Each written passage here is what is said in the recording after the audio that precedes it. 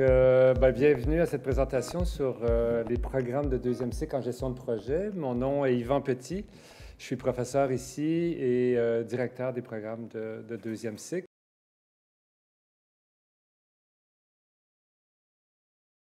Donc, si je vous pose la question, c'est quoi la gestion de projet? C'est quoi un projet d'abord? Est-ce qu'il y en a qui peuvent me dire c'est quoi un projet? Oui, bon, oui.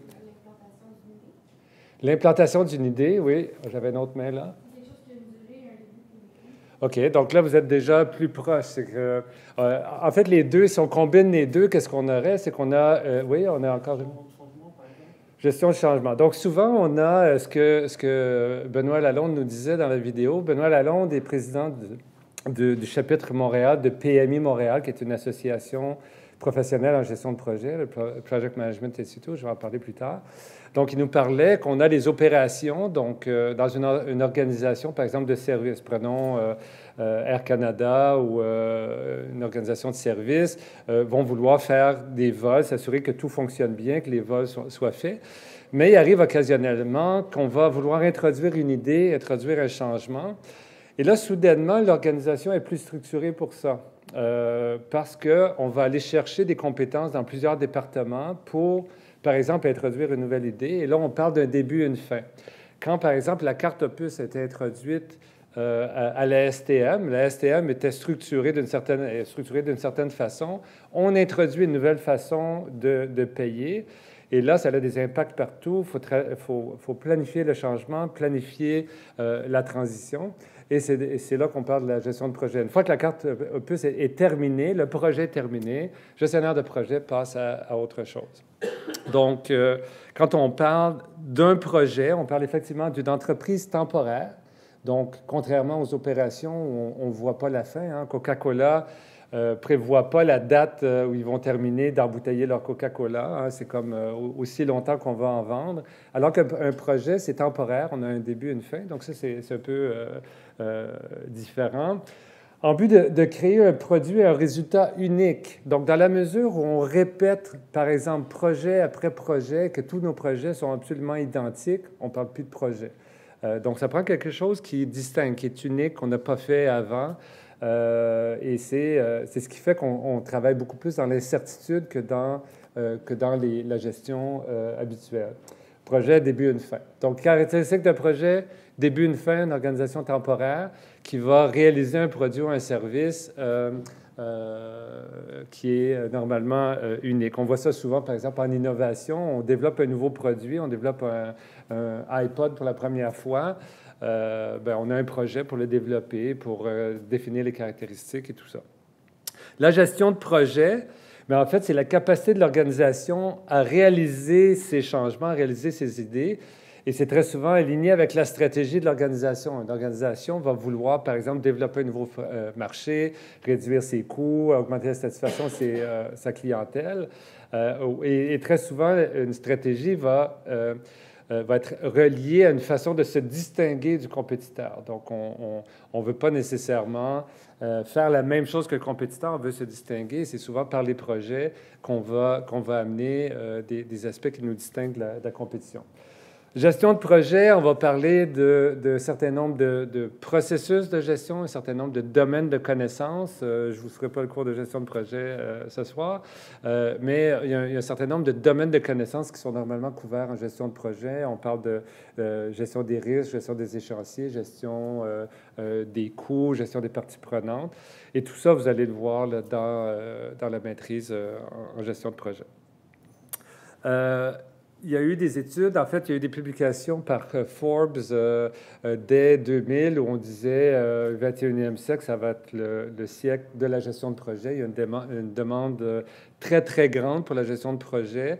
Et en fait, c'est la capacité à coordonner plusieurs départements, plusieurs personnes là, dans le but de réaliser quelque chose. Donc, les gens qui ont cette capacité-là et les connaissances là, des techniques de gestion de projet sont très, très en demande. Et nous, on le voit par la popularité du programme et on le voit par la popularité des étudiants qui sortent, qui réussissent à se placer très, très facilement. Donc, pourquoi est-ce qu'on fait de la gestion de projet? C'est qu'on aimerait bien que nos organisations arrêtent et puis on est rendu au point où tout fonctionne bien, mais ça ne fonctionne pas comme ça. En fait, c'est qu'on est dans un environnement où tout change. On a des nouveaux compétiteurs, on a des compétiteurs qui arrivent d'endroits où on ne les voyait pas venir. Donc, c'est vraiment un environnement qui est changeant, où on a besoin de projets continuellement, qui exige des gestionnaires avec des caractéristiques particulières. Donc, un bon gestionnaire de projet ne fera pas nécessairement un bon gestionnaire tout court, gestionnaire fonctionnel et vice-versa. Donc, des caractéristiques un peu différentes.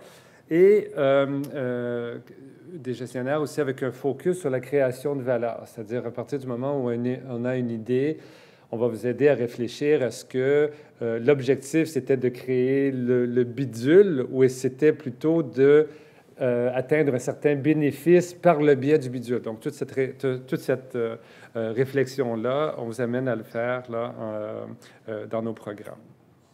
Deux hypothèses importantes, je dirais en général à la gestion de projet, mais aussi spécifiquement dans nos cours, c'est que la gestion de projet est différente de la gestion tout court. Donc, si je me fie à des questions qu'on reçoit souvent là, aux portes ouvertes ou par courriel, c'est quoi la différence entre faire la maîtrise en gestion de projet et faire un MBA, par exemple?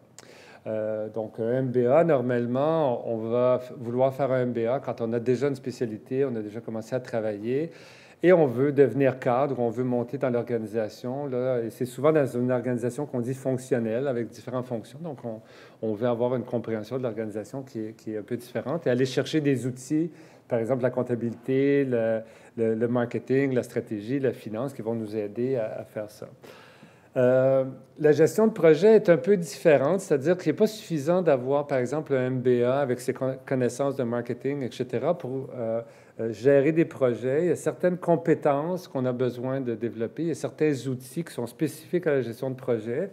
Et c'est ce qu'on va vous montrer dans la maîtrise. L'autre chose qui est très importante, c'est que la gestion de projet, c'est quelque chose qui s'exporte facilement d'un domaine à un autre. Donc, un gestionnaire de projet, je ne sais pas, moi, qui a une formation, quelqu'un qui a une formation d'ingénieur, qui gère des projets, je ne sais pas, moi, de construction, peut assez facilement réutiliser les compétences qu'il a développées pour d'autres types de projets. Ça s'applique à l'ensemble des étudiants qu'on admet. On n'a aucune contrainte sur le type de bac comme condition d'admission. On va revenir aux conditions d'admission un peu plus tard. Donc, tous les bacs. Donc, on a des étudiants, par exemple, dans nos programmes qui viennent de communication, de cinéma, d'informatique, d'urbanisme, d'architecture, de génie. Et on les retrouve à la sortie de la maîtrise dans des domaines complètement différents parce qu'ils ont appris à gérer des projets. Et peu importe le domaine dans lequel on est, on peut facilement appliquer nos connaissances en gestion de projet. Donc, c'est quand même deux hypothèses assez importantes, mais qu'on voit de façon donc constante, là, année après année. Et c'est pour ça qu'on essaie d'éviter dans nos programmes d'avoir trop de spécialisation. C'est-à-dire que encore aujourd'hui, j'avais plusieurs questions. Est-ce que vous avez une spécialisation gestion de projet événementiel? Est-ce que vous avez gestion de projet culturel? Et on essaie d'éviter autant que possible. Vous allez avoir des options, des cours options, si vous voulez vous spécialiser dans un type d'application de la gestion de projet. Vous allez pouvoir suivre des cours options, par exemple, développement international ou événementiel ou projet de TI. Mais la maîtrise comme telle va plutôt vous donner des outils qui sont assez génériques. Et je pense que c'est pour le bienfait, disons, de la profession et des étudiants qui sortent, c'est-à-dire d'acquérir les outils, les techniques qui vont être utilisés, peu importe le domaine.